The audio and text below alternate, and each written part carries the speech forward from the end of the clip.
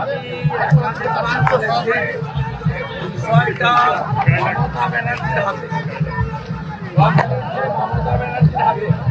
মমতা ব্যানার্জি অযোগ্যদের বাঁচাতে পারলেন, তাই না? এবারে মমতা ব্যানার্জি অযোগ্যদের সেটা বিচার করতে পারে। একদমকে তো করেছেন 20,000-25,000 যোগ্য অযোগ্য তালিকা নিয়ে যদি শুনতে চায় তাহলেই কিছু হতে পারে। দেখুন, এটা নিয়ে আইনজ্ঞরাও বলছেন, যে দলের আইনজ্ঞ তারাও বলছেন। আমি এটা ডে 1 থেকে বলছি যে যোগ্য অযোগ্য তালিকা নিয়ে গেলে কিছু হতে পারে, এমনি জীবনে কিছু হবে। এবং তৃণমূল আরেকটা পরীক্ষা করবে, এবারে ওয়েমার টেম্পার হবে না, কিন্তু প্রশ্ন ভোটের আগে প্রশ্ন বিক্রি হবে, কয়েকশো ভাইপো তুলবে, তার লোকজনকে দিয়ে সেই টাকাতে নির্বাচন। শেষ প্রশ্ন, ওবিসি সংরক্ষণ কলেজে কলেজে আসন ফাঁকা, শিক্ষামন্ত্রী বলছেন ছোট বিষয়, শর্ট আউট হয়ে যাবে। কবে হবে? 8 তারিখে রেজাল্ট।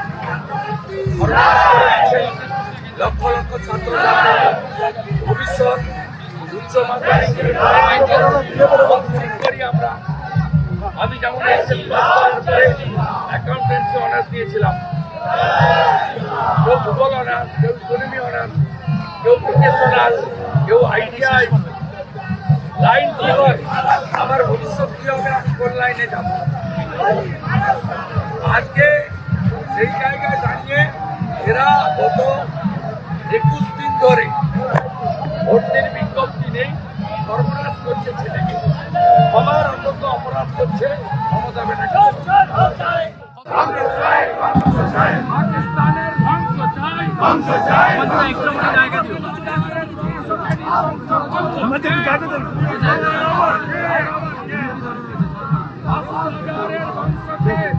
বংশ করলকে 100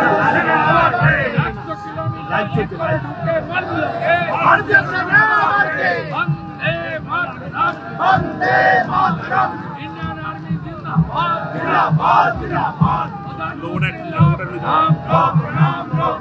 मोदी जी संघर्ष करो, हम तुम्हारे साथ हैं। मोदी जी संघर्ष करो, हम तुम्हारे साथ हैं। मोदी जी संघर्ष करो, हम तुम्हारे साथ हैं। पाकिस्तान ध्वंस हो, ध्वंस हो, ध्वंस हो। पाकिस्तान ध्वंस हो, ध्वंस हो, ध्वंस हो। इस्लामिक टेररिज्मेर বিরুদ্ধে লড়তে হবে,